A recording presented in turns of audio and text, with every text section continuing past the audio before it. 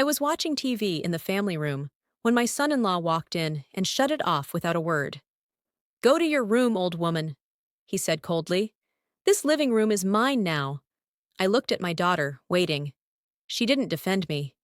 She lowered her gaze instead. I stood up, picked up my keys, and walked out of my own house without saying a single word. The next morning, a man in a crisp suit stood at the front door. He raised his hand and rang the bell. Welcome to my channel. I share powerful life stories here every day, so if stories about strength, dignity, and quiet awakenings move you, please like this video and subscribe. Now let's go back to my story. I promise, if you stay until the end, you won't forget it. That evening had started peacefully, almost gently. I was sitting in my usual place, the green armchair near the window, the one I bought years ago with my first Social Security check after my husband passed. The TV murmured low, just loud enough to keep me company. My coffee had gone lukewarm on the side table, and the kitchen still smelled faintly of peach cobbler. This hour belonged to me. The only hour when my body stopped aching and my heart stopped bracing itself. Then the front door opened with a force that rattled the frame. I didn't turn around. I knew that walk. Heavy. Certain. Entitled. Derek never entered a room. He claimed it. He moved like the house adjusted itself for him. I felt him before I saw him, standing right in front of the screen, blocking my view. The click of the remote was small, almost polite, but the silence it created was violent. "Go to your room, old woman," he repeated, louder this time. "I've got the game on. This living room is mine now." The words didn't sting at first. What hurt was what came next. I turned slowly toward the kitchen. My daughter stood there with shopping bags in her hands, her shoulders tense, her eyes fixed on the floor. I waited. Just one sentence, one small act of courage. She said nothing. In that silence, something inside me finally stopped trying. I didn't argue. I didn't cry.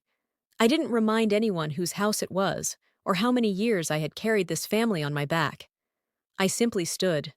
My knees cracked softly as I rose, a quiet sound no one noticed. Derek was already settling into the couch, opening a soda, turning up the volume, as if I had disappeared the moment the screen went dark. I walked to my bedroom and opened the bottom drawer of my dresser. Inside was a small leather pouch I'd kept for years. Old habit. Old discipline. Inside were papers people only respect when it's too late. I didn't look at them yet. I didn't need to. I took my keys. When I passed through the living room again, Derek smirked. "Where you going? Don't get lost. At your age." I didn't answer. I opened the door and stepped outside, closing it gently behind me. Not a slam, not a scene. That night, I slept elsewhere. Somewhere quiet. Somewhere no one told me where I was allowed to sit.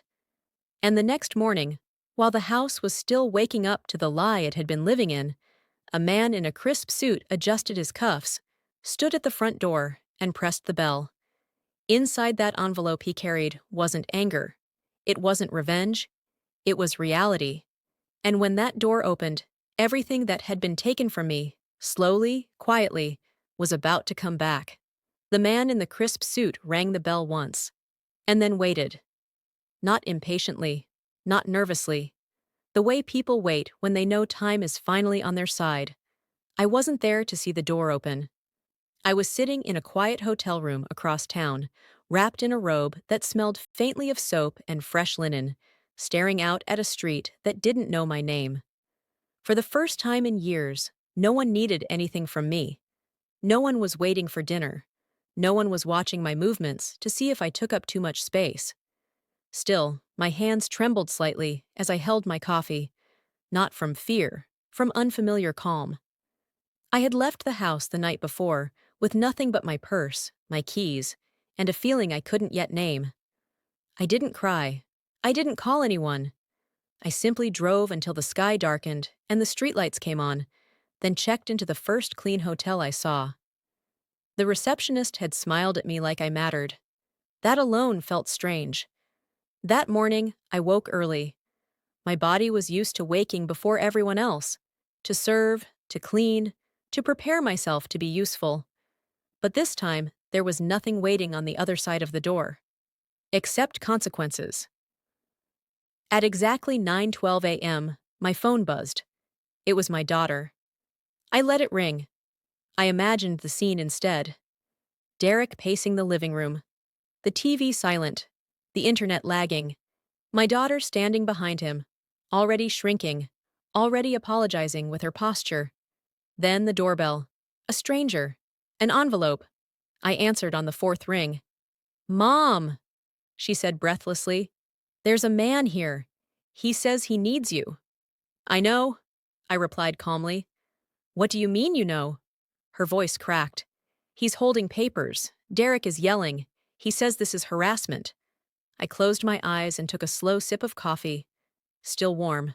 Still mine. "Tell Derek to stop yelling," I said, "and tell him to read the first page carefully." Silence on the line. Then muffled shouting in the background. "Mom, what did you do?" she whispered. I didn't answer right away.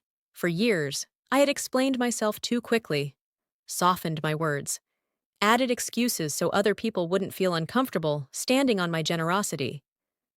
"I stopped pretending," I said finally. She inhaled sharply. It says 30 days. Eviction. Mom, this is our home." "No," I corrected gently. "It was my home. You were guests." That word landed between us like a dropped plate. "You can't do this," she said. "Derek. Works from home. The internet is in my name," I finished, "along with the cable, and the supplemental card you use for groceries." Another pause. "Those were never gifts," I continued.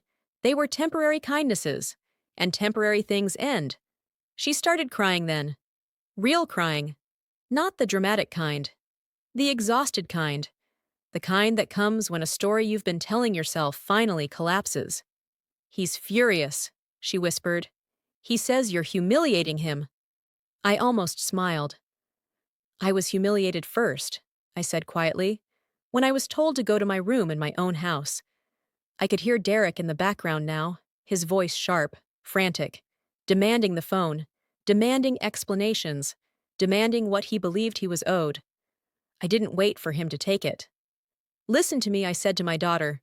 "Read every page, don't skim, don't assume. This isn't anger, this is structure, and structure doesn't negotiate." She sobbed once more, then steadied her breathing. "Where are you?" "Somewhere safe," I said, for the first time in a long time. When the call ended, I placed the phone face down and leaned back in the chair. My heart was beating fast now. Not from doubt, but from something unfamiliar and electric. Control. Across town, a man in a crisp suit was tucking a signed acknowledgement into his briefcase. Derek was learning a lesson no one had ever forced him to learn before. And my daughter was standing at a crossroads she'd avoided for years. Because once the envelope was opened, there was no pretending anymore.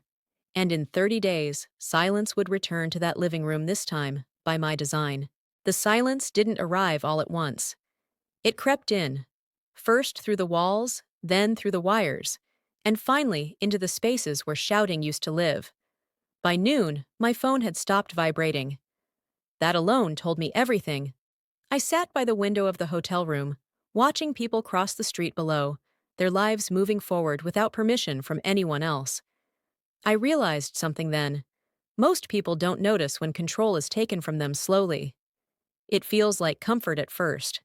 Help, support, family. And then one day, the television goes black, and you're told where you belong. I finished my coffee and stood up straighter than I had in years.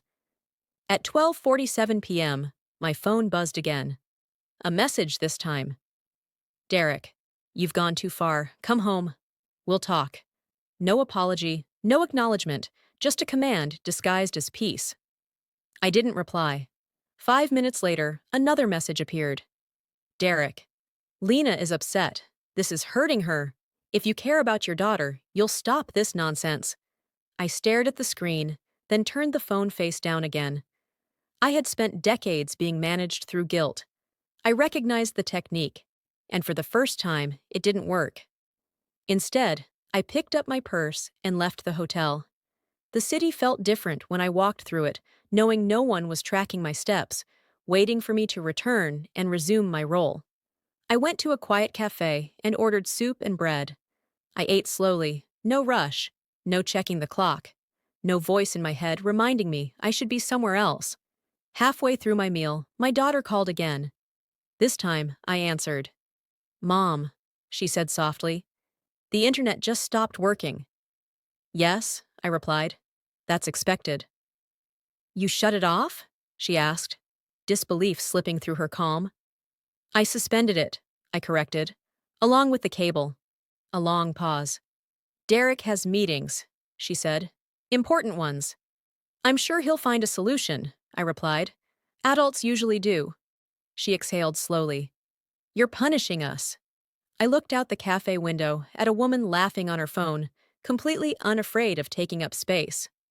"No," I said. "I'm stopping." She didn't understand yet, but she would. When the call ended, I paid my bill and walked a few blocks farther than I needed to, just to feel my legs move with purpose. I hadn't realized how much of my life had been spent waiting, waiting to be needed, waiting to be allowed, waiting to be thanked. By the time I returned to the hotel, another message was waiting. "Lena." The grocery card declined. I closed my eyes. That card had been my quiet safety net for them, my way of smoothing over their rough months, my way of believing I was helping instead of enabling. I typed back only one sentence. Me. It wasn't declined. It was closed. The reply came almost instantly. "Mom, please. Just 2 words. No period. No confidence." I didn't answer. Instead, I called the bank. Within minutes, the supplementary card was frozen permanently. Alerts rerouted to my number only. Boundaries drawn clean and clear, like lines on a map that no one could argue with. That evening, I stood in front of the mirror and studied my reflection. Same face. Same gray hair. Same gentle eyes. But the posture was different. I wasn't shrinking anymore. Across town, Derek was learning how loud silence can be when it's earned, and my daughter was discovering something far more unsettling than eviction or inconvenience. She was discovering who she was without my cushioning. As night fell, my phone buzzed again. A new message. "Lena, can we meet tomorrow?" "Just you and me." No yelling. "I need to understand." I stared at the screen for a long moment. Then I typed back. "Me. Tomorrow, 10 a.m., somewhere public." I set the phone down and turned off the light, because tomorrow wasn't about explanation. It was about truth. And once truth enters the room, someone always has to leave. I arrived 10 minutes early. The cafe was small, bright, and deliberately neutral, the kind of place where voices naturally lower themselves and people think twice before making a scene. I chose a table near the window, set my purse neatly at my feet, and ordered tea. Chamomile. Calm, without pretending to be sweet. At exactly 10 a.m., my daughter walked in alone. She looked tired. Not the kind of tired sleep fixes, but the kind that comes from carrying someone else's anger all night. Her eyes scanned the room before landing on me. For a second, she hesitated. Then she walked over and sat down across from me. There was an empty chair beside her. "That's good," I said gently, nodding toward it. "You came alone." She flinched, just slightly. "I needed space," she replied. "From everything." I wrapped my hands around the warm cup and waited. I had learned something important over the last 24 hours. Silence invites honesty far better than pressure ever does. She broke first. "He says you're trying to destroy our marriage," she said quietly. "That you're punishing him because he embarrassed you." I met her eyes. "Did he apologize?" She looked down at the table. "Did he apologize?" I repeated softly this time. "No," she admitted. That answer carried years inside it. I took a slow breath. "When he told me to go to my room, where were you?" Her shoulders tightened. "Standing right there." "And what did you feel?" She swallowed. ashamed. For me? I asked. She shook her head, tears forming. For myself.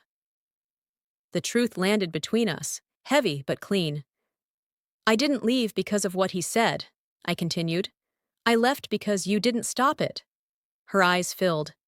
I didn't know how. I know, I said. That's why this isn't a punishment. It's a pause, for all of us. She wiped her face with the back of her hand. He says we'll be homeless? No, I replied calmly. You have 30 days, and options. She looked up sharply. Options? You're my daughter, I said. That never changed. What changed is access. Derek no longer has access to my home, my accounts, or my silence. She stared at me like she was seeing me for the first time. He's furious, she whispered. He says you've humiliated him. I leaned forward slightly. Ask him something for me. She nodded. Ask him why dignity feels like humiliation when it isn't his. Her lips parted, then closed again. Outside, a bus passed, its reflection sliding across the window, like time moving on, without waiting for either of us. What happens now? She asked. That depends, I said. On what you choose to protect. She hesitated. And if I choose him? I didn't flinch. Then you'll move forward without my safety net, I replied. Not because I don't love you, but because love without boundaries becomes surrender. Tears fell freely now, not dramatic, real. I don't want to lose you, she said. I reached across the table, not to rescue her, but to steady the moment. Then don't lose yourself trying to keep someone who doesn't respect you. We sat there a while longer, saying little. Some conversations don't need many words once the truth is spoken. When we stood to leave, she hugged me carefully, like someone relearning how. I need time, she said. So did I replied. As she walked away, I felt something loosen in my chest, not relief, not victory. Space. And sometimes, space is where strength finally learns how to stand. Because whatever she chose next, the door I closed behind me was no longer locked from the inside. The next 3 days passed quietly. Not peacefully, quietly. There's a difference. Peace feels settled. Quiet feels like something holding its breath. I stayed in the hotel, extending my reservation one night at a time. Each morning, I woke early out of habit, then reminded myself there was no one to hurry for. I took slow showers. I ate when I was hungry, not when it was expected. I read a book cover to cover without glancing at the clock. And I waited. On the 4th morning, my phone rang. It was my daughter. I answered. Mom, she said, her voice steadier than I expected. We need to talk. I'm listening, I replied. There was a pause. Then, quietly, I asked him the question you told me to ask. My fingers tightened slightly around the phone. And? He laughed at first, she said. Then he got angry. Then he said, that respect has to be earned. I closed my eyes. And what did you say? I asked. I asked him what he's ever done to earn yours, she replied. That was new. He didn't answer, she continued. He just told me to pack a bag. Said we were going to stay with his brother until you came to your senses. The words hung in the air. And did you pack? I asked gently. Yes, she said. 1 bag. I waited. For him? I asked. No, she replied. For me. My breath caught, not in panic, but in recognition. I told him I wasn't leaving like that, she continued. Not angry, not scared, just done. I said I needed space. And? I asked. He called you names, she said quietly. Said you poisoned me against him. I exhaled slowly. Did that feel true? No, she said. It felt like I finally stopped lying to myself. We were silent together for a moment. I'm proud of you, I said. Not loudly, not dramatically, just honestly. Her voice broke. I don't know what happens next. You don't have to, I replied. You just have to choose what you won't accept anymore. Another pause. Then, can I come see you? Yes, I said, but not to hide. To think. I understand, she replied. We agreed to meet that evening. When I arrived at the cafe, she was already there, sitting straighter than before. Her bag rested at her feet, everything she owned in one place. "I didn't take much," she said, noticing my glance. "Just what was mine." "That's more than enough," I replied. She hesitated, then asked, "What if he changes?" I looked at her carefully. "Change that begins with loss often isn't change," I said. "It's bargaining." She nodded slowly. "I told him I wouldn't come back unless we went to counseling," she added. "Together? And separately?" I raised an eyebrow. "And how did he respond?" "He said he doesn't need help," she replied. "Everyone else does." The answer spoke for itself. We talked for hours, about childhood, about fear, about the quiet ways people disappear while still breathing. When we stood to leave, she didn't look lost anymore. She looked unfinished. And that's a hopeful place to be.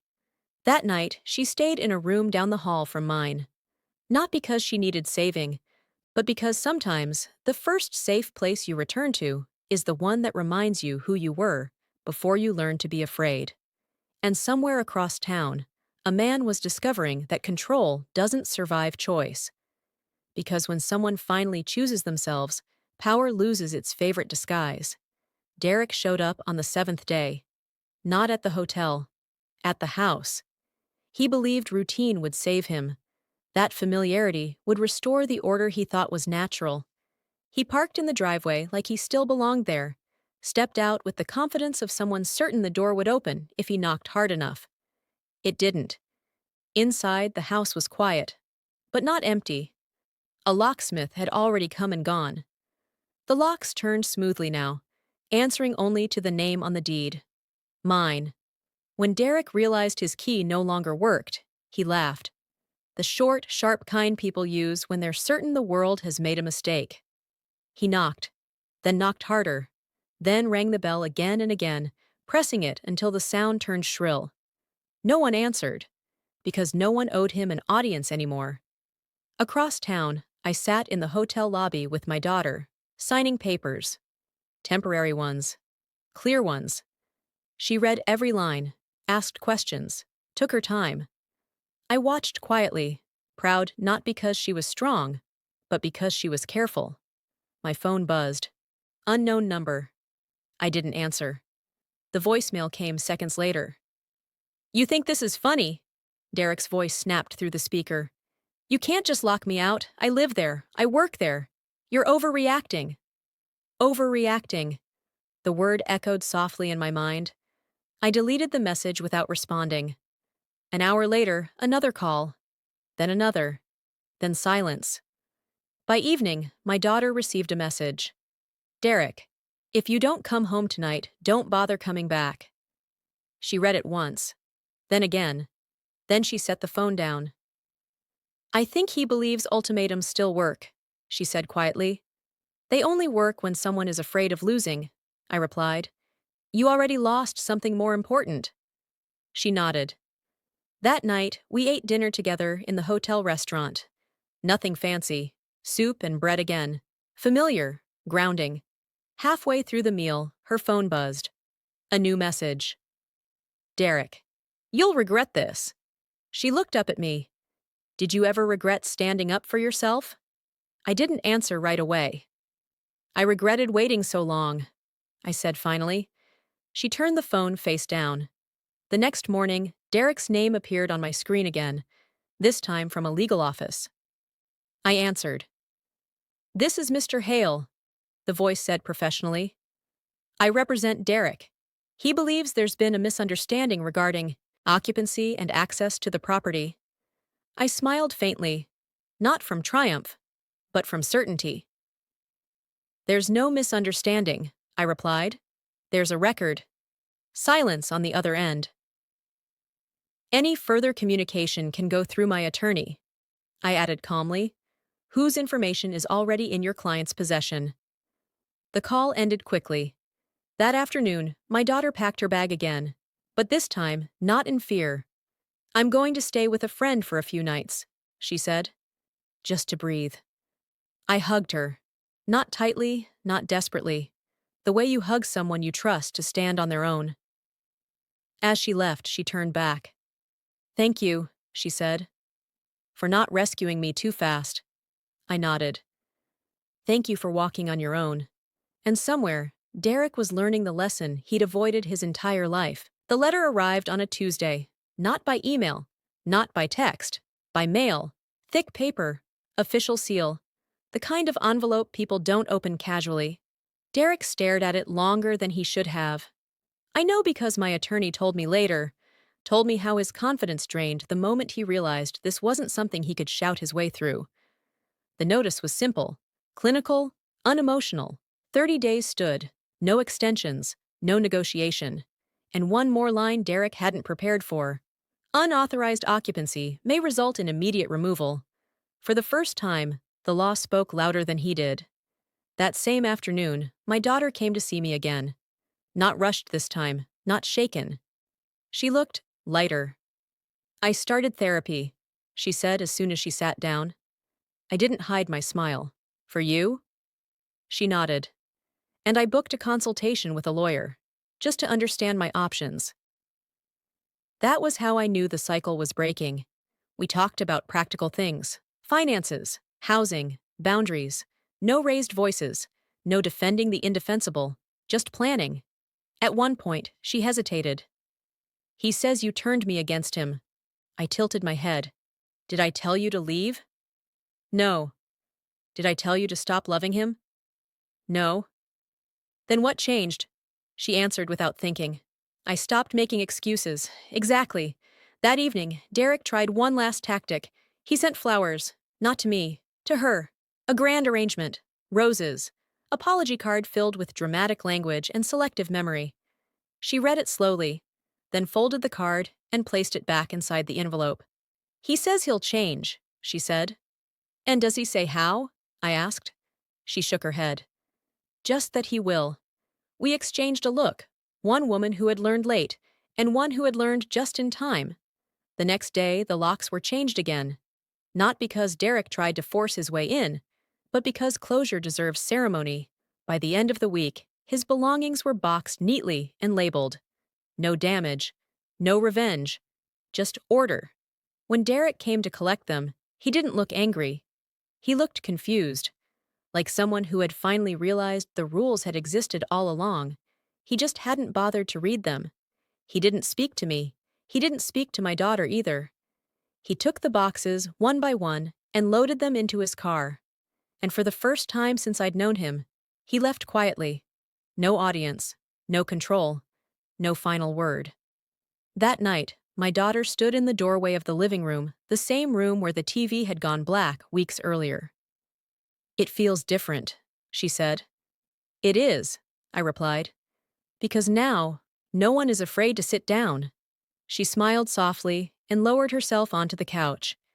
The screen stayed on. And in that quiet glow, we both understood something important. The loudest people are rarely the strongest. They're just the most terrified of being ignored. The house felt different after Derek's things were gone. Not empty, lighter.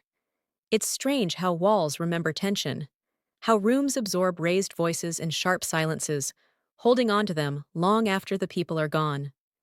That first morning back, I opened every window, letting fresh air move through the halls as if the house itself needed to breathe again. My daughter stood in the doorway, watching. I forgot it could feel like this, she said. So did I replied. We didn't rush to fill the quiet. We let it settle. She made coffee the way she used to before everything became careful. I sat in my old chair, not guarding it, not apologizing for taking space. The television stayed on, low and peaceful. Later that afternoon, she brought me a small stack of papers, notes from therapy, budget plans, apartment listings. I'm not moving back here, she said carefully, not because I don't want to be close, but because I need to learn how to stand on my own. My chest tightened, not with fear, but with pride. That's exactly what you should do, I said. She smiled, relieved. We spent the evening sorting through drawers that hadn't been opened in years. Old photos, recipes written in my handwriting and hers. Pieces of a life interrupted, but not erased. At one point, she held up a photo of her and Derek from years ago. Younger. Hopeful. "I don't hate him," she said. "I know," I replied. "Hate isn't required for clarity." She placed the photo back in the box and closed the lid. That night, after she left, I sat alone in the living room. The same room where I'd once been told to leave. The same couch. The same walls.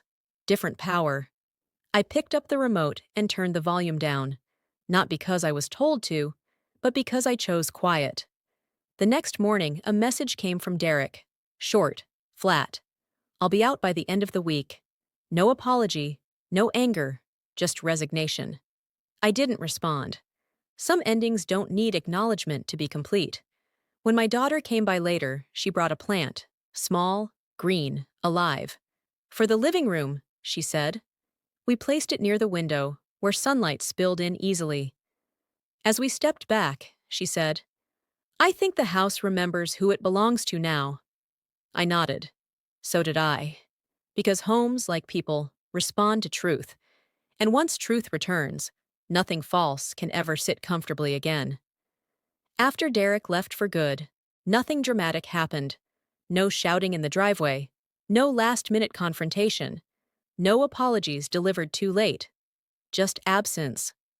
And sometimes, absence is the loudest proof that something never belonged. The house settled into a new rhythm. Morning light touched the walls without hesitation. Doors opened and closed without tension. Even the floor seemed quieter, no longer bracing for heavy footsteps. My daughter came by often, but not every day. She had her own schedule now. Appointments, therapy sessions, interviews. She was building something that didn't require permission. One afternoon. She sat across from me at the kitchen table, papers spread between us. "I signed the lease," she said. I looked up. "When do you move in?" "Next week." There was a flicker of uncertainty in her eyes, not fear responsibility. "That's good," I said. "You're ready." She smiled softly. "I think I am." We talked about practical things again. Utilities, groceries, small routines that quietly shape a life. Then she grew thoughtful. "He still messages sometimes," she admitted. "Not angry anymore. Just empty." I nodded. People who lose control often confuse silence with cruelty. She considered that. "I don't answer." "That's okay," I said. "Closure doesn't always involve conversation." That evening, after she left, I walked through the house slowly. I stopped in the doorway of each room, noticing what remained. Not furniture, not memories. Choice. The choice to sit. The choice to speak. The choice to leave without disappearing. I realized something then. I hadn't just taken my home back. I had taken myself back. A few days later, my daughter came to say goodbye before moving into her apartment. We stood by the front door, the same one that had once closed behind me in silence. "I'm scared," she admitted. "So was I said, "and I survived." She hugged me, steady and real.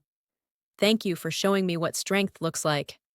I watched her walk down the steps, not away from me, but toward herself. When the door closed, I didn't feel lonely. I felt complete, because what remained wasn't anger or regret. It was dignity, and dignity, once reclaimed, never asks permission to stay. The first night alone in the house felt unfamiliar, but not empty. I moved slowly, deliberately, as if learning the rhythm of a life that finally belonged only to me. I turned off lights I didn't need. I left one on where I wanted warmth. No one questioned my choices. No one sighed. No one waited for me to disappear into the background. I slept deeply. The kind of sleep that comes when your mind no longer has to stay alert. In the morning, I made breakfast just for myself. I carried the plate into the living room and sat in the center of the couch. Not on the edge. The television played softly. I held the remote loosely in my hand, smiling at how small it looked now. That little click had once taken something from me. Now it meant nothing. Later that day, my daughter called. Her voice sounded brighter, steadier. I unpacked, she said. It doesn't feel like running anymore. It feels like arriving. I smiled. That's because you chose it. We talked about small things, curtains, plants, silence that felt comfortable instead of heavy. After the call, I stood by the window and watched the street. Life moved on, unbothered by the battles it never saw. And I realized something important. This story was never really about Derek. He was just the moment that forced truth to speak. What mattered was what happened after the noise stopped. I walked through the house one last time, not to check, not to guard, but to appreciate. Every room answered me gently, without resistance. When I reached the living room, I sat down again, turned the volume up slightly, and let myself enjoy the sound. No permission needed. If you stayed with me until the end, thank you for listening to my story. If it moved you, reminded you of your worth, or gave you the courage to reclaim your space, please like this video, share it with someone who might need it, and subscribe for more real-life stories. Your support helps these stories reach the people who need them most, because sometimes the quietest victories are the ones that change us forever. And this room, this life was always mine.